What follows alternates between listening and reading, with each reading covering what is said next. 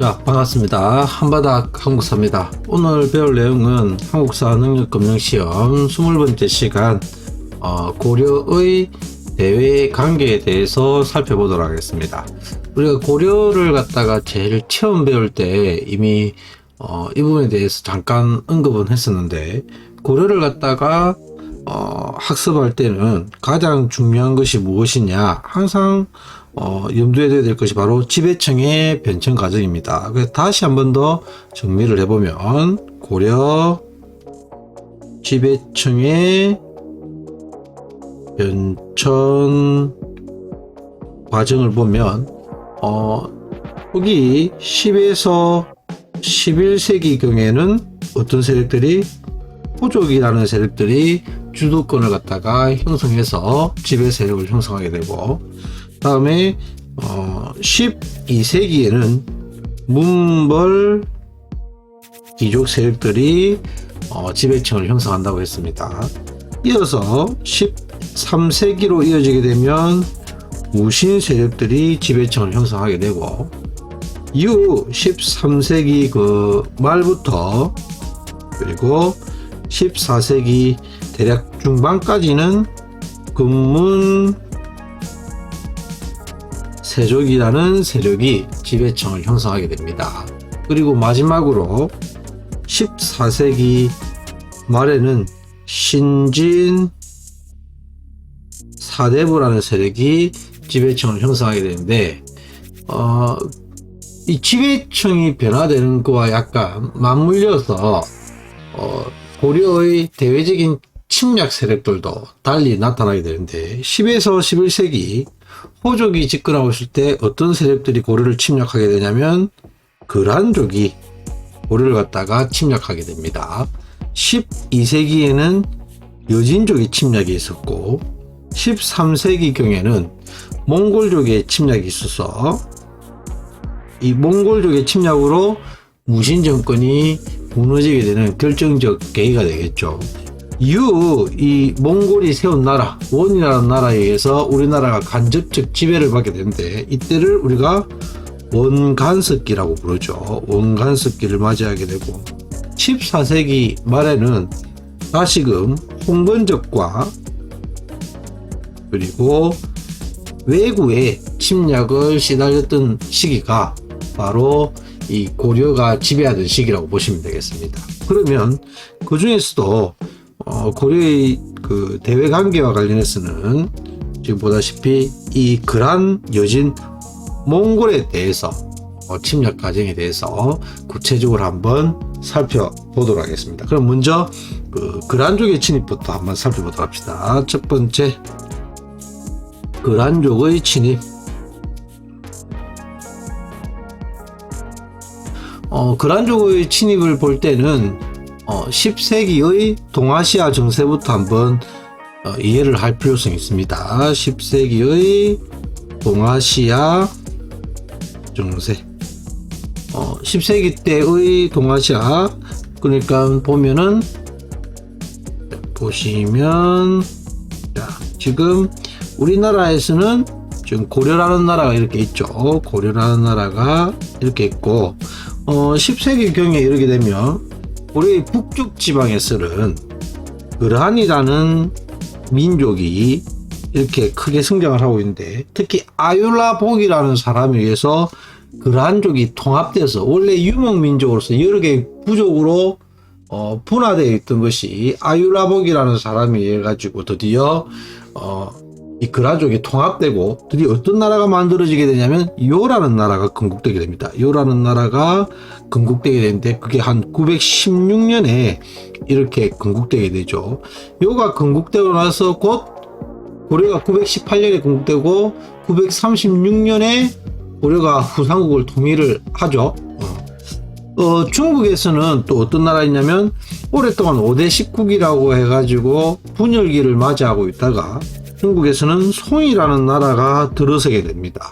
그런데 이 세 나라의 관계를 갖다가 살펴보면, 먼저 거란과 고려 같은 경우는, 거기에 고려라는 나라가 이제 성립되자 이 거란이 고려와 친선 관계를 유지하기 위해서 화신단도 파견하고 낙타도 선물하고 이렇게 하지만 고려에서는 이 거란이 발해를 멸망시킨 나라고 또한 북진 정책을 추진하다 보니까 이 거란과는 갈등 관계를 유지했던 거죠. 그래서 사이가 좋지가 못합니다. 그래서 대결 관계를 이렇게 유지하고 있었고, 송나라와 거란 같은 경우에도 거란이 계속해서 영토를 갖다가 확장해 나가면서 송을 압박하기 시작합니다.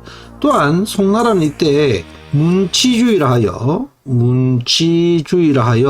국방력이 상당히 어떻게 보면 약화되어 있던 그런 상황인데, 이러한 것을 이용해서 거란이 계속해서 송을 압박하면서 송나라와 거란도 사이가 이렇게 좋지 않은 이러한 시점이었던 거죠. 반대로 송나라와 고려는 송은 국방력이 약하다 보니까 이를 고려를 통해서 어느 정도 만회하려 하고, 고려도 송나라부터 발전된 문화를 갖다가 받아들이기 위해서 송나라와 친선 관계를 갖다가 유지하게 됩니다. 그래서 이렇게 서로 송나라와 고려는 친선 관계를 유지하고 있던 그런 시점이었던 거죠.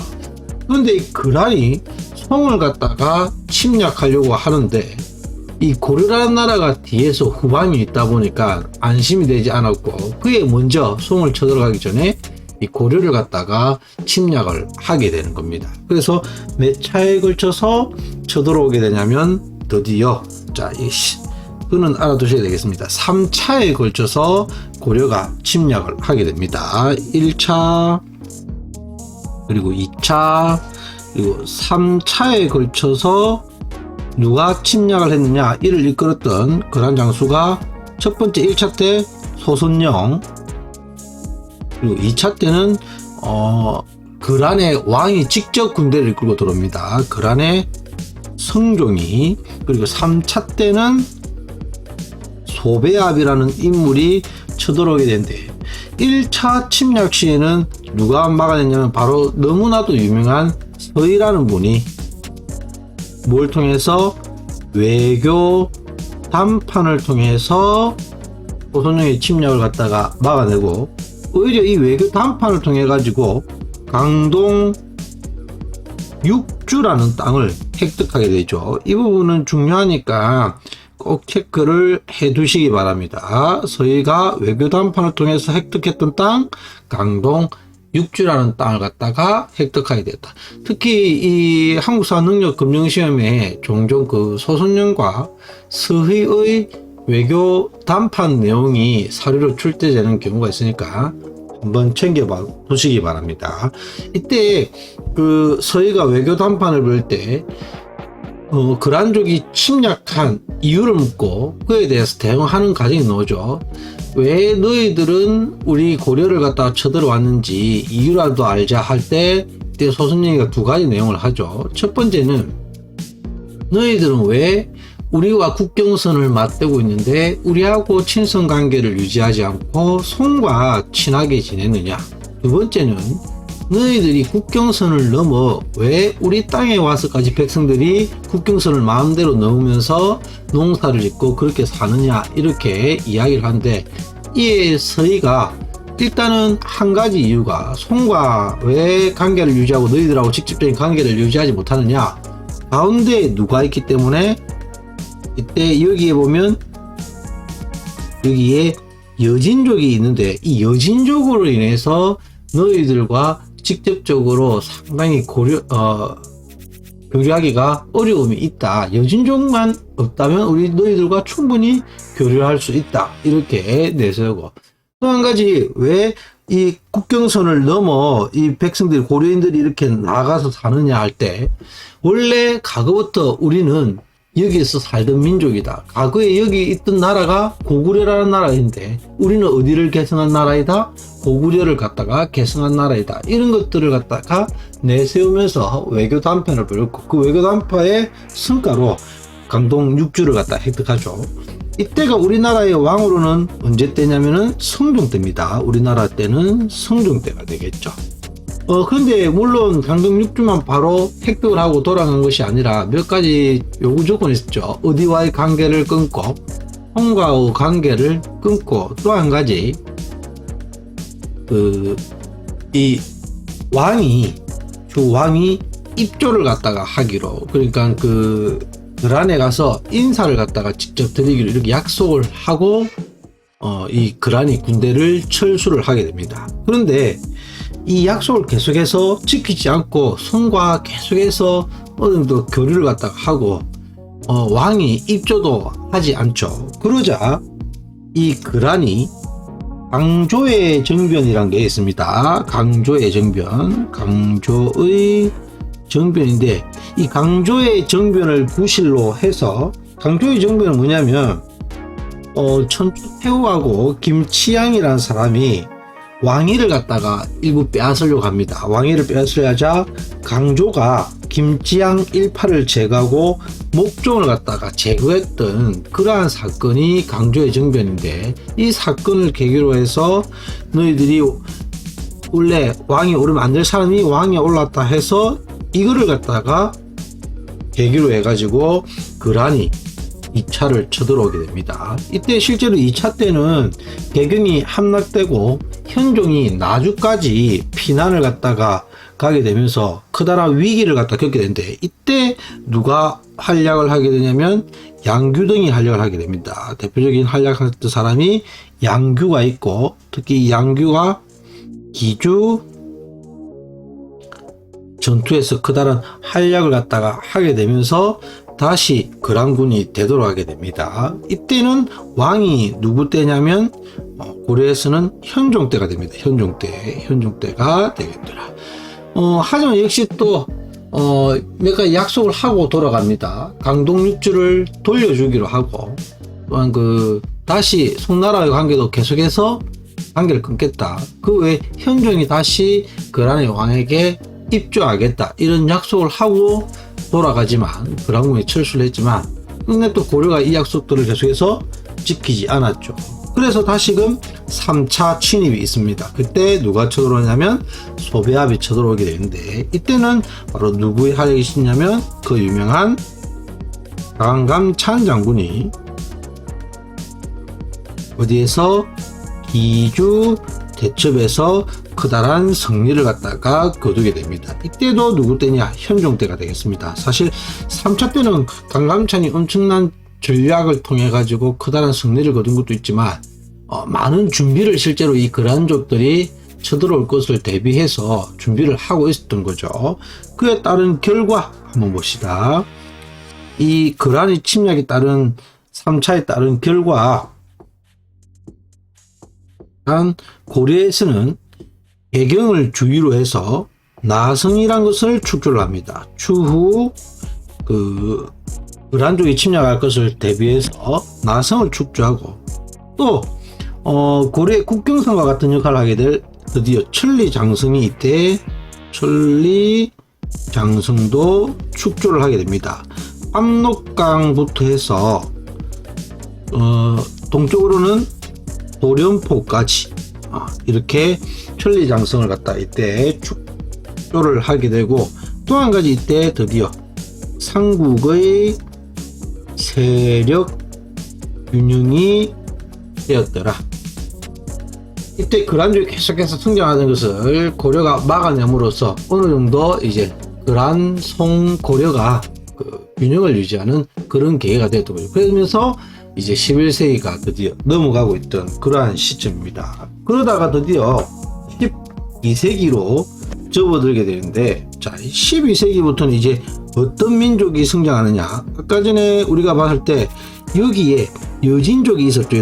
여진족이 이렇게 있었는데, 여진족이 드디어 조금씩 세력이 점점 커져가지고 세력을 확대시켜 나가고 있던 시점이 바로 12세기가 됩니다. 그래서 12세기에 이르게 되면 두 번째, 바로 어떤 세력들이 고려를 갖다가 침략하게 되냐면 여진족이 드디어 침입을 하게 되더라. 몇 세기에? 12세기에. 12세기 초에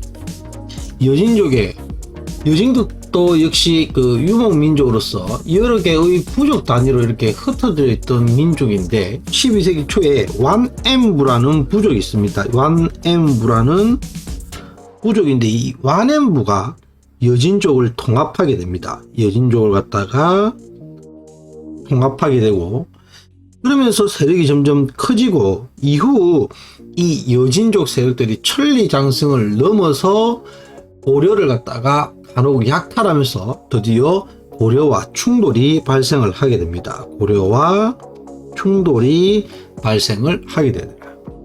이후 고려에서는 이 여진족을 그대로 놓아두면 안 되겠다 이래서 여진족을 토벌하러 군대를 보냈으나, 뜻밖의 이 여진족에게 고려군이 패배를 하자, 이에 다시금 여진족을 갖다가 정벌하기 위해서 여진족을 갖다가 토벌하기 위한 특수부대를 갖다가 만들게 되는데, 이게 시험에 종종 출제가 되죠. 바로 윤관이라는 분에 의해서 조직된 별무반이라는 것이 조직이 되더라. 윤관에 의해서 뭐가 조직됐다? 별무반이 조직되어 드디어 여진족을 토벌하게 되고, 우리나라 동북 쪽에 9개의 성을 축조하게 됩니다. 여진족의 땅을 빼앗고 나서. 그래서 이걸 갖다가 동북구성이라고 이렇게 말하죠. 그래서 동쪽에 9개의 성을 갖다가 획득을 하게 되더라. 그래서 어디하고 헷갈리면 안 되냐면, 지금 보다시피 서희가 을왕과의談판을 통해서 획득했던 것은 강동 6주, 이에 의해서 여진을 갖다가 정벌하고 나서 획득했던 땅은 동북 구성, 이렇게 되겠습니다. 위치도 꼭 한번 체크를 해 두시면 좋을 것 같습니다. 하지만 1년 만에 이 동북 구성을 획득하고 나서 이후 1년 만에 이 땅은 여진족에게 다시 반환시켜 버립니다. 여진족이 계속해서 끊임없이 이걸 좀 돌려줄 것을 요구했고, 고려도 이 동북쪽 9개 성을 관리하는 것도 어렵겠지만 외교적으로 아직도 그란 쪽이 남아있는 상황에서 을왕과 여진족을 둘 다 적대 관계를 갖다 두고 있기 상당히 어려움이 있었던 거죠. 하지만 오히려 이 여진족은 이후 더욱더 성장해서 드디어 어떤 나라를 세우냐면 금이라는 나라를 드디어 건국하게 됩니다. 1115년에 금이라는 나라를 갖다가 건국하게 되고, 이후 드디어 고려와 다시금 갈등 관계를 겪으면서 드디어 고려에 무슨 관계를 요구하냐면 군신 관계를 요구하게 됐던 거죠. 군자와 신하와의 관계를 갖다가, 임금과 그리고 신하와의 관계를 갖다가 요구했는데, 고려는 이 요구 조건을 끝내 수용하게 됩니다. 왜 수용했냐면, 이때 12세기 때 집권 세력이 바로 문벌귀족이죠. 그리고 문벌귀족 중에서도 가장 대표적인 사람이 바로 누구였다? 이자겸이었죠. 이 이자겸이 자신의 권력을 갖다가 계속해서 유지할 목적으로 이 요구 조건을 수용하게 되었고, 끝내 이 금나라와는 우리나라가 이제 군신관계로 나아가게 되었던 겁니다. 자, 그래서 이런 관계 속에 12세기가 흘러가다가 드디어 13세기에 이르게 되면 누가 침략을 하게 되냐면, 13세기부터는 그 유명한 바로 몽골족이 성장을 하게 되죠. 바로 그 테무친이라는, 즉 칭기스칸이 드디어 몽골족을 갖다가 통일을 하고 전 세계적으로 명성을 떨치던 그런 시기에 드디어 우리나라에도 이 몽골족이 침입을 하게 됩니다. 몇 세기에? 13세기에. 제일 처음 몽골족과 맞닥뜨렸던 시기는 누가 집권하고 있던 시기냐면 최충원이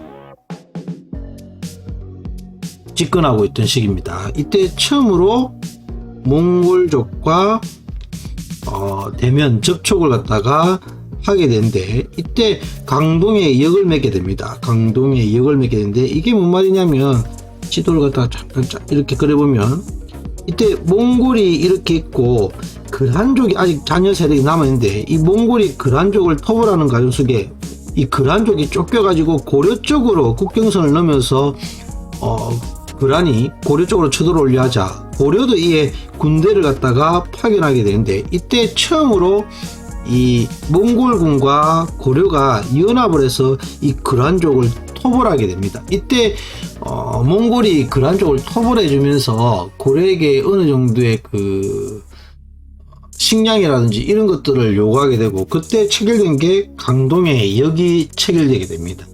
이후 이 몽골이 계속해서 무리한 조공을 갖다가 요구하게 되고, 조공의 액수라든지 양도 크게 점점 증가하게 됩니다. 그러면서 조금씩 갈등 관계로 나아가게 되는데, 이후 최후 때 이러한 갈등 관계가 더욱더 고조되던 중에 바로 몽골의 사신으로 왔던 저고려라는 사람이 고려를 왔다가 돌아가던 중에 의문의 피살을 당하게 됩니다. 죽임을 당했다는 거죠. 그에 드디어 최후 시기 때 몽골이 1차 침입을 하게 됩니다. 1차 침입을 했던 배경이 무엇이냐 하면, 그것은 바로 저고려의 피살 사건이 원인이 돼서 1차 침입이 일어나게 되고, 이때 대표적으로 활약했던 분이 누가 있냐면 박스라는 사람이 기주성 전투에서 큰 활약을 하였더라. 이후 어느 정도 강화를 체결하고 몽골군이 철수를 하게 됩니다. 하지만 고려는 다시금 강화도로 천도를 하게 되죠. 강화도로 천도를 하고 다시금 몽골과 맞설 계획을 세우게 됩니다. 이에 다시금 2차 침입이 있는 거죠. 참고로 1차 침입은 1231년이고 2차 침입은 1232년 다음에 바로 쳐들어옵니다. 그래서 2차 침입이 일어나게 되는데, 2차 때 침입의 굳이 배경은 무엇이냐? 바로 조금 전에 봤다시피 이 강화도 천도가 원인이 되어서 몽골군이 다시금 쳐들어오게 되는 거죠. 이때 2차 침입 때 대표적으로 활약했던 분이 누가 있느냐? 김윤아라는 분이, 김윤후입니다. 김윤후라는 분이 처인성 전투에서 커다란 또 성과를 갖다가 거두게 되더라. 어디에서? 처인성 전투에서 실제로 이 김윤호라는 분이 몽골군의 가장 우두머리가 살리타라는 장소였는데, 이 살리타를 갖다가 활을 쏴서 눈을 갖다가 맞춰가지고 사살했다, 이런 내용이 전해지죠. 그를 통해서 커다란 성과를 거두었지만 실제로 많은 고려가 피해를 보게 됩니다. 이후 다시금 몽골군이 철수를 하고 여러 차례 침략하게 되는데, 다시금 1235년에 다시금 3차 침입이 있게 됩니다. 3차 침입이 있게 되더라. 이때 3차 침입 때 우리나라의 황룡사, 구청, 목탑이 이때 소실되게 되고, 또한 이때 부처님의 힘으로 몽골군을 물리치려고 드디어 이때 8만 대장경이 조판이 되게 됩니다. 이후 계속된 이 몽골군의 침략 속에 드디어 최씨 정권이 몰락을 하게 됩니다. 드디어 이때 최씨 정권이 몰락을 하게 되고, 드디어 무신 정권이 막을 내리게 되고, 몽골과도 강화를 갖다가 추진하여 드디어 수도가 다시 환도 돌아오게 되는 거죠. 개경으로 다시금 환도를 갖다가 하게 되지만, 이후 이에 저항해서 삼별초라는, 원래 최씨 정권의 사병 집단이었죠. 이 삼별초가 끝까지 항쟁을 갖다가 이어갑니다. 항쟁하게 되더라. 누굴 중심으로? 배중손이라는 사람을 중심으로 해서 삼별초가 끝까지 항쟁을 이어갔고, 이후 강화도, 그리고 다음이 진도, 그리고 마지막으로 제주도로 이어가면서 끝까지 강화도, 진도, 제주도로 이어가면서 항쟁을 했지만 끝내 진압되면서 이러한 몽골의 항쟁은 일단락되게 되고, 우리나라는 이제 간섭기로 나가게 됩니다. 그래서 오늘 배운 내용은 고려의 그 대외 관계 중에서도 가장 대표적으로 쳐들어왔던 10에서 11세기경의 대표적인 세력인 거란족의 침입하고 12세기에는 유진족의 침입, 그리고 13세기에는 몽골족의 침입에 대해서 봤는데 살펴볼 때 거란족의 침입과 관련해서는 이 강동 6주 조금 잘 체크를 해두시고, 유진족의 침입과 관련해서는 윤관의 이 별무반과 동북 구성, 그리고 몽골과 관련해서는 전체적인 사항 정도, 그리고 이 삼별초의 항쟁 이런 것들이 있었다 정도 체크를 해 두시면 될 것 같습니다. 그러면 이를 바탕으로 기출문제 한번 같이 풀어보도록 하겠습니다. 자, 보시면 다음 대화에 등장하는 왕의 재위기간에 있었던 사실로 옳은 것은, 그럼 일단 이때의 왕이 누구에 대한 설명인지를 갖다 알아두셔야 되는데, 지금 가운데 보시면 일단은 거란이 침략했을 때라고 되어 있죠. 거란이 침략했을 때 우리 다시 한번 돌려오면 우리나라의 왕은 지금 보다시피 성종, 현종 두 분이 계시죠. 성종과 현종 중에서 한 분이 되겠다. 그런데 이때 강조가 김치향 일파를 제거하여 옹립한 왕에 대해 말해보자. 초조대장경이 조판을 시작하였다. 이때 이렇게 되어 있는데 누구에 대한 설명이냐면 현종 때의 이야기입니다. 고려 현종 때의 이야기가 되었더라. 그러면 현종 때 있었던 이야기 중에 하나를 보시면 강감찬의 기주대첩이 이렇게 나와 있죠. 보다시피 그래서 답은 1번입니다. 사신 저고요가 기국길에 피살되었다. 이거는 추후의 일이 되겠죠. 그죠? 그리고 별무반을 창설하여, 이거는 12세기 때의 일, 추후의 일이고, 거란을 배척하여 만부교 사건이 일어났다. 이거는 초기에 있었던 일이 되겠습니다. 서희가 외교 단판 강동주를 하고 있다. 이거는 성종 때의 일이 되겠죠. 그래서 답은 1번이 되겠더라. 다음, 가다 일어난 순서대로 옳게 나열한 것은, 양규가 이수에서 전투, 양규는 거란의 2차 침입 때 활약했던 분, 그죠? 윤관 등이 구성을 쌓게 했다. 이게 바로 윤관이 별무반을 갖다가 조직하여 구성을 갖다가 차지했던 내용이죠. 이거는 여진족의 침략 때와 관련된 내용이 되겠죠. 12세기경이 되겠죠. 이거는 11세기경이 되겠죠. 다음, 적군이 30일 동안 기주성을 포위하고, 그러니까 박스가 이때, 이거는 지금 보다시피 박스가 활약했을 때 이때죠. 그죠? 13세기 때의 몽고족이 침입했을 때의 이야기 됩니다. 그래서 13세기가 되겠죠. 그러면 다가 답이 되겠습니다. 다에 해당되는 것은 1번이 되겠죠. 그래서 이렇게 되겠다. 그래서 지금 우리가 오늘 살펴본 내용은 고려의 대외관계에 대해서 살펴봤는데, 각각 시대 순위라든지 혹은 중요한 지명 이런 것들은 꼭 체크를 해 두시기 바랍니다. 이상으로 오늘 내용 마치도록 하겠습니다. 다들 수고하셨습니다.